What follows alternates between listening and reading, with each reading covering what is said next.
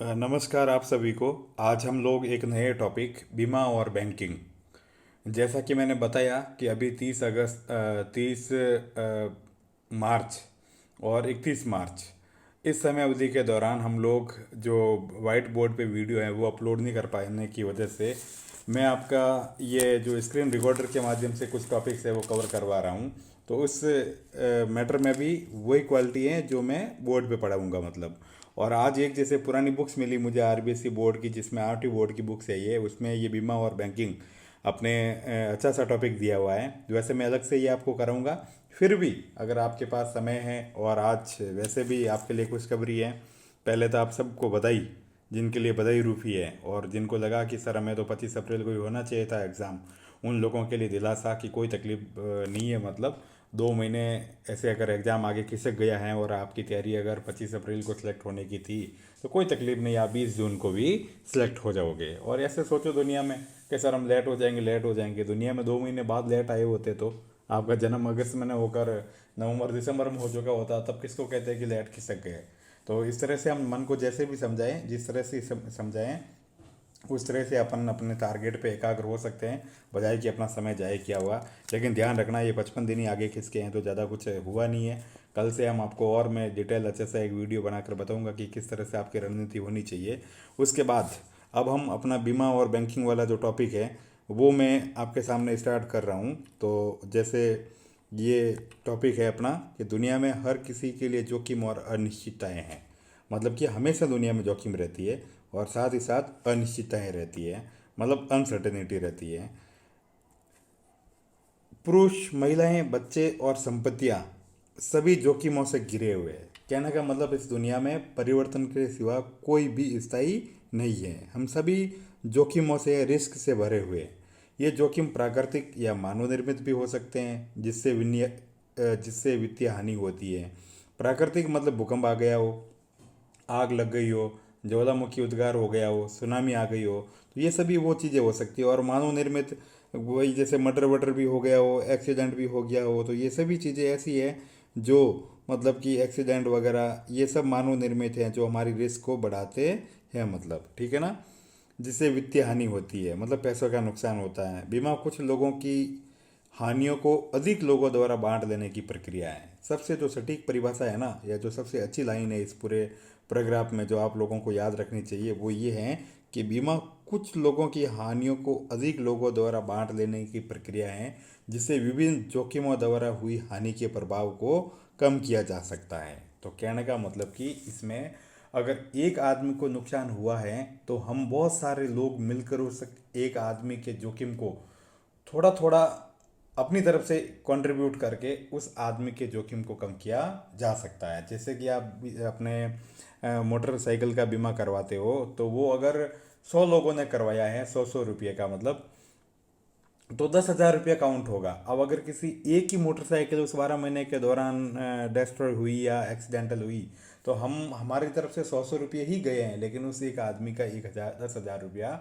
आपके कंट्रीब्यूशन से उसकी जो वित्तीय हानि है वो कम की जा सकेगी। तो इस तरह का इसका कंसेप्ट है पीछे।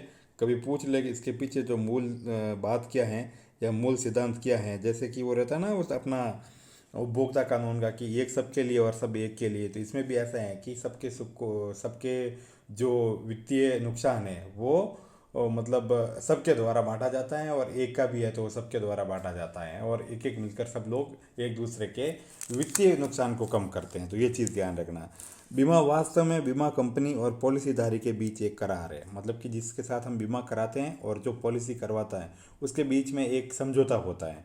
किसी निमित अथवा प्रीमियम के बदले में बीमा कंपनी बीमीकृत व्यक्ति को या उसके द्वारा प्राधिकृत व्यक्ति को कोई विशिष्ट घटना हो जाने पर एक विशिष्ट धनराशि अदा करने का वचन देती है। कहने का मतलब कि हम जब बीमा कराते हैं तब या तो अगर कोई मोटरसाइकिल का या कुछ और तरह का बीमा हो, मकान अगर डैमेज वगैरह का या कुछ भी और चीज़ें, तो वो उस जीवित अवस्था में हो तो उसको दिया जाता है, या फिर अगर वो मर जाए तो उसके नॉमिनी जो होता है उसको एक वो निश्चित धनराशि, राशि जिस तरह के वो टर्म्स एंड कंडीशंस अप्लाई करके बीमा करते हैं जिस टाइम वो करते हैं, और जो टर्म्स एंड कंडीशंस बताई जाती हैं कि आपकी इतनी प्रीमियम मतलब वो प्रीमियम आएगी, इतनी किस्तें आएगी, और इसके बदले में आपको इतने साल तक ये बीमा भरना है और ये पैसे मिलेंगे। तो वो राशि उस अगर कोई आदमी जिंदा रह जाए तो उसको, या फिर उसके द्वारा नामित या बीमित व्यक्ति को दिया जाता है। तो अब ध्यान रखना, अब हम अगले पॉइंट की ओर बढ़ते हैं, पैराग्राफ की ओर, कि बीमा के प्रकार, कि भाई बीमा कितना प्रकार का होता है। तो एक होता है जीवन बीमा। जीवन बीमा बीमाकर्ता और बीमाकर्ता के बीच एक करार है, जिसमें बीमाकर्ता एक प्रीमियम के बदले बीमाकृत मृत व्यक्ति की मृत्यु हो जाने पर बीमाकृत व्यक्ति के नॉमिनी को एक निश्चित धनराशि भुगतान करता है। तो ये जो लाइफ इंश्योरेंस वाला बीमा होता है, इसमें ये चीज़ होती है कि भाई आदमी खुद का बीमा करवाता है, और अगर उसकी उस बीमा ड्यूरेशन के दौरान मृत्यु हो जाती है तो एक निश्चित प्रीमियम, एक राशि अपने पीछे नॉमिनी को दी जाती है। जैसे मान लो आपने 20 लाख का बीमा करवा दिया और उसकी किस्तें 20,000 रुपये सालाना है, और आपने 5 साल तक बीमा भरा, या आपने या किसी और ने, मतलब, और 5 साल बाद किसी की मृत्यु हो गई है, तो वो बीमा कंपनी 5 साल की किस्त या जैसी टर्म्स एंड कंडीशन होगी वो, और जो 20 लाख का उनका इंश्योरेंस होगा या 10 लाख का एक्सीडेंटल क्लेम होगा, वो पैसे उसको दी जाएगी जो उसका नॉमिनी होगा। जीवन बीमा पॉलिसियां आपके परिवार को संरक्षण का वचन देती है, और उस समय भी उनके भविष्य को निश्चित बनाती है जब उनकी देख रेख के लिए आप उनके पास नहीं होते हो। कहने का मतलब ज़िंदगी के बाद भी और ज़िंदगी के साथ भी। तो इसीलिए बीमा एजेंट आपको डरा कर या ये इस तरह के फ़ायदे बता बता कर आपका बीमा कर ही देते हैं कि आप नहीं रहे तो कल, वो कभी आकर ये नहीं बताएंगे कि ऐसा हुआ तो क्या होगा। वो सीधा यही क्वेश्चन पूछेंगे आपसे कि अगर आप नहीं रहे तो फिर क्या होगा घर का, और आप भी ऐसे सच में मान लेते हो कि मैं नहीं रहा तो क्या होगा, और उस चक्कर में ये सारे बीमा वगैरह होते हैं। वैसे एक अच्छी चीज़ है कि जीवन रिस्क कवर होना चाहिए। मतलब एक होता है स्वास्थ्य बीमा, ये तो है जीवन बीमा जिसमें आदमी का जीवन भर का बीमा होता है, वो एक ड्यूरेशन अलग अलग होती है, और उसमें अगर वो आदमी 25 साल का बीमा कराता है और 25 साल तक जिंदा रह जाए अगर, तो वो प्रीमियम भी मिलता है, पैसे भी मिलते हैं, और क्या कहते हैं कि मरना कोई ज़रूरी नहीं है। और अगर उस ड्यूरेशन में अगर वो मर गया तो एक निश्चित जो बीमा के द्वारा या कंपनी के द्वारा जो भी चीज़ें टर्म्स एंड कंडीशन होगी, निश्चित राशि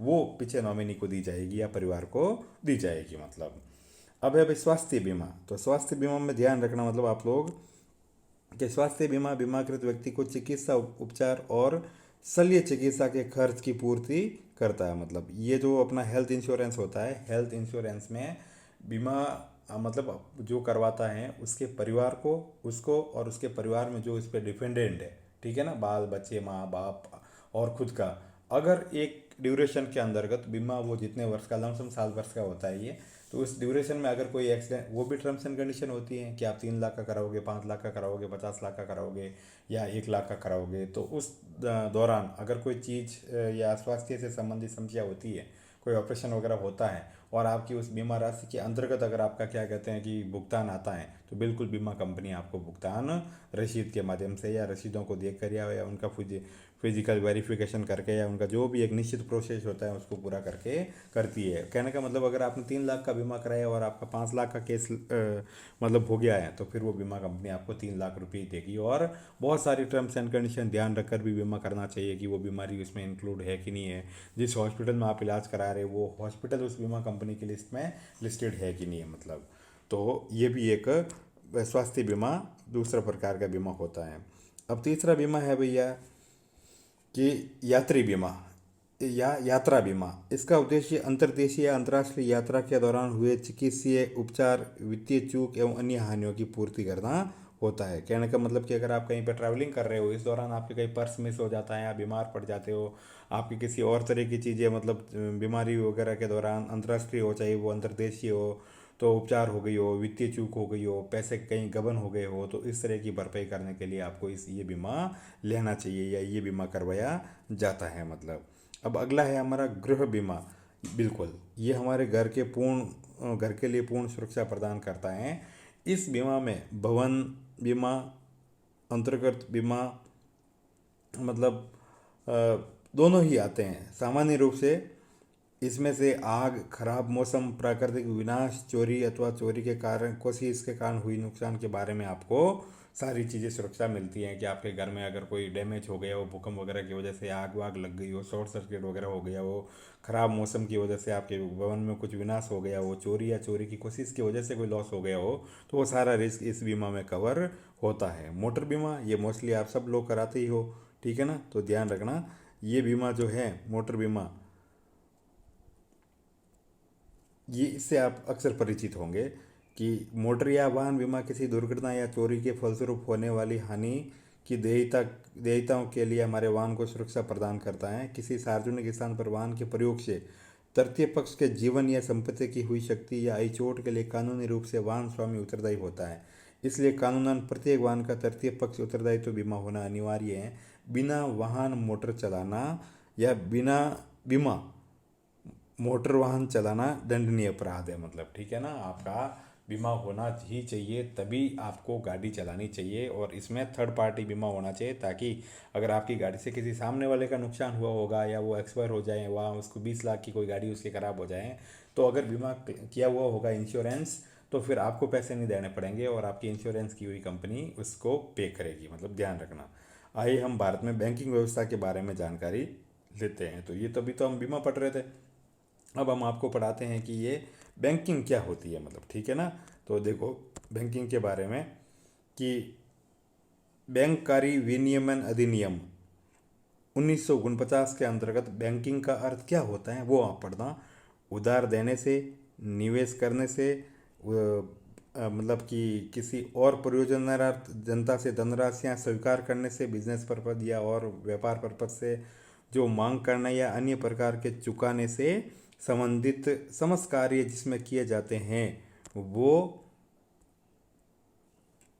चुकाया जाएगा। उन्हें चेक, ड्राफ्ट, आदेश या अन्य किसी प्रकार से आहरित किया जा सकता है। कहने का मतलब कि बैंक आपको एक इस तरह की सुविधा देती है जिसमें आप क्या कहते हैं पैसे जमा करा सकते हो, आप उसमें से ब्याज पे एफडी करवा सकते हो, अपने लोन वोन ले सकते हो, अपने पैसों के बदले में ब्याज राशि मिलती है और जहां आपको वित्तीय सुरक्षा महसूस होती है। ये सारी चीज़ें बैंकिंग अधिनियम के तहत आपको प्रदान की जाती है। अब जैसे बैंक उधार देता है और बदले में आपको क्या कहते हैं आपसे ब्याज ग्रहण करता है, और आप बैंक से अगर उधर जमा रखते हो तो बैंक बदले में आपको ब्याज देता है। अब देखो ये चीज़ें कि मतलब बैंक के प्रकार कौन कौन से, मतलब बैंक कितने प्रकार की होती हैं। तो मोटे तौर पर भारत में बैंकों को अनुसूचित, शेड्यूल्ड एंड नॉन शेड्यूल्ड, मतलब अनुसूचित और गैर अनुसूचित बैंकों में वर्गीकृत किया गया है। ध्यान रखना भाई, ये दो है। जो बैंक भारतीय रिजर्व बैंक अधिनियम 1934 की द्वितीय अनुसूची में शामिल है वे अनुसूचित बैंक कह जाते हैं। तो ये ध्यान रखना, ये बड़ा सा इंपॉर्टेंट पॉइंट है कि ऐसे बैंक जो भारतीय बैंक रिजर्व अधिनियम एक्ट 1934, ये भी थोड़ी तिथि याद रखना, कि द्वितीय अनुसूची में सेकंड लिस्ट में मतलब इंक्लूड होते हैं या वे नाम में नामित होते हैं, वो तो है अनुसूचित बैंक। और इसके अलावा जितने भी समस्त बैंक है वो क्या कहलाते हैं, गैर अनुसूचित बैंक। तो ध्यान रखना, जो 1934 की अनुसूची लिस्ट में शामिल है मतलब द्वितीय सूची में, वो तो है अनुसूचित बैंक, और इसके अलावा समस्त बैंक है गैर अनुसूचित बैंक। अब देखिए आप आगे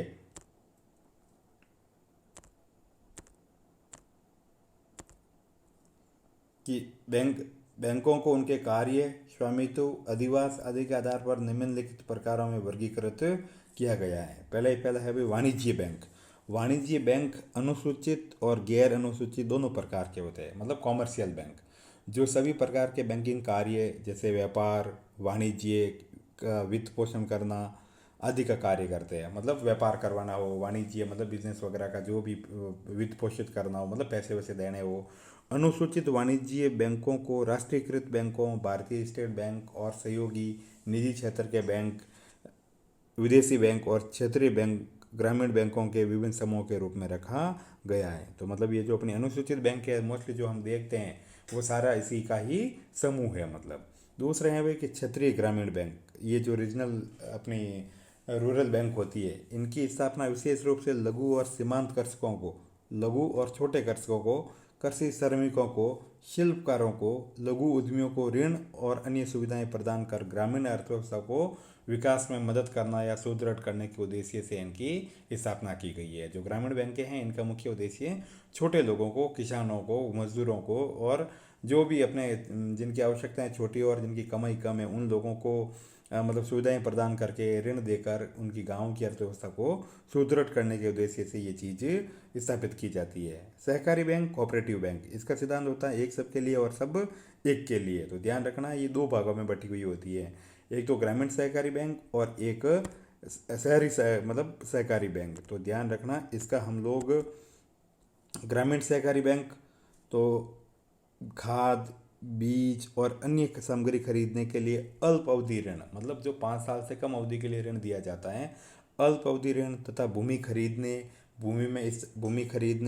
भूमि में इससे सुधार करने हेतु, कृषि मशीनरी मतलब कोई भी ट्रैक्टर वगैरह कुछ खरीदने, उपकरण खरीदने मतलब कल्टीवेटर वगैरह, जो भी पीछे आप उनकी ट्रॉली वगैरह, जो थ्रेसिंग वगैरह, थ्रेसर वगैरह आदि उपकरण खरीदने के लिए दीर्घ अवधि, मतलब कृषि सामग्री खरीदने के लिए तो जैसे बीज खरीदने के लिए तो अल्पावधि, और ये जो अच्छी अच्छी सही चीज़ें खरीदने के लिए दीर्घ अवधि ऋण, मतलब जो 5 साल से अधिक की समय अवधि का हो, कराने के लिए ग्रामीण बैंकों की बड़ी महत्वपूर्ण भूमिका रहती है। और ये शहरी सहकारी बैंक क्या करते हैं भाई, ये शहरी और अर्ध शहरी क्षेत्रों में समाज के मध्य आय वर्गीय, निम्न आय वर्गीय समूहों को बैंकिंग सेवाएं उपलब्ध कराने में महत्वपूर्ण भूमिका निभाते हैं। जैसे अपना RMGB वगैरह है, ठीक है ना। ये तो गांव के तो कोऑपरेटिव बैंकें होती है, और शहर वाली RMGB, राजस्थान वो मरुद्रा ग्रामीण बैंक वगैरह, ये सब चीज़ें मध्य वर्ग और निम्न आय वर्ग के लोगों को विभिन्न प्रकार की FD है, लोन है, ये सुविधाएं प्रोवाइड करवाती है। बैंक में जब आप कभी भी जाते हो तो बैंक के लिए आपको खाता खोलना पड़ता है। आजकल ऑनलाइन सिस्टम भी हो गया, लेकिन ऑफलाइन के लिए ये इस तरह का एक फॉर्मेट आता है जिसमें हम लोगों को सारी फॉर्मेलिटीज और अपने जैसे निवास का प्रमाण, आधार वगैरह, ये सारी चीज़ें दी जाती है। और आजकल सरकार ने ये कर दिया है कि भाई ओनली आधार के आधार पर ही आप लोगों को खाता खोल दिया जाएगा। मतलब अब हम लोग आगे पढ़ते हैं कि बैंकिंग सुविधाओं का उपयोग करने के लिए आवश्यक है कि आपका बैंक में खाता हो, मतलब कि बैंक में खाता होना ज़रूरी है। तो आइए अब हम बैंक में खाता खोलने की प्रक्रिया जानकारी प्राप्त करते हैं। तो अब हम देखते हैं कि भाई बैंक में खाता कैसे खुलता है, क्या करना पड़ेगा, क्या लेके जाना पड़ेगा। तो ध्यान रखो, देखो बैंक में लगभग सभी बैंकों में खाता खोलने के लिए प्रयुक्त क्रियाविधि और आवेदन पत्र लगभग एक समान जैसे होते हैं। माइनर से चेंजेज होते हैं, चाहे भले वो बैंक ऑफ बड़ौदा हो, SBI हो, IDFC हो, ICICI हो, कोई भी हो, नॉर्मल सा फ़र्क होता है। तो सबसे पहले जो हमें दस्तावेज की आवश्यकता होती है वो याद रखना चाहिए कि हमें अगर जो दस्तावेज चाहिए होते हैं उसमें हमारे एक तो होना चाहिए भाई पते का प्रमाण, हमारा पते का मतलब एड्रेस प्रूफ होना चाहिए। वो उसके लिए आप टेलीफोन बिल लगा सकते हो, कभी कभी पूछा जाता है, भी ध्यान रखना। राशन कार्ड भी लगा सकते हो, ड्राइविंग लाइसेंस लगा सकते हो, वोटर मतलब ID कार्ड लगा सकते हो, पासपोर्ट भी लगा सकते हो, और बिजली का बिल या आधार कार्ड भी इस्तेमाल किया जा सकता है। और आजकल मैंने कहा ना कि सिर्फ और सिर्फ आधार कार्ड के आधार पर ही आपका खाता खुल जाता है, क्योंकि उसमें सारी जानकारी आपकी इंक्लूड रहती है। फोटोग्राफ कितने चाहिए भाई, कम से कम 2 फोटोग्राफ। तो एक तो ID प्रूफ हो गया, मतलब आपको एड्रेस का, फोटोग्राफ हो गया। न्यूनतम शेष धनराशि आपको, मतलब मिनिमम राशि कुछ, चाहे भले वो 100 रुपये हो, 1000 रुपये हो, वो रखने चाहिए, मतलब या उसमें जमा होने चाहिए। मतलब कि खाता खोलने के लिए न्यूनतम शेष राशि अलग अलग बैंकों में अलग अलग रहती है। कुछ बैंक शून्य राशि पर भी खाते खोलते हैं, मतलब कि आपको कुछ बैंक ऐसे भी होते हैं जो शून्य राशि पर भी खाता खोलते हैं, मतलब जीरो बैलेंस पे। और कुछ बैंक अपना 1000 रुपये, 100 रुपये इस तरह की न्यूनतम राशि रखते हैं। जैसे स्टूडेंट के खाते शून्य राशि पे खुलते हैं, ध्यान रखना।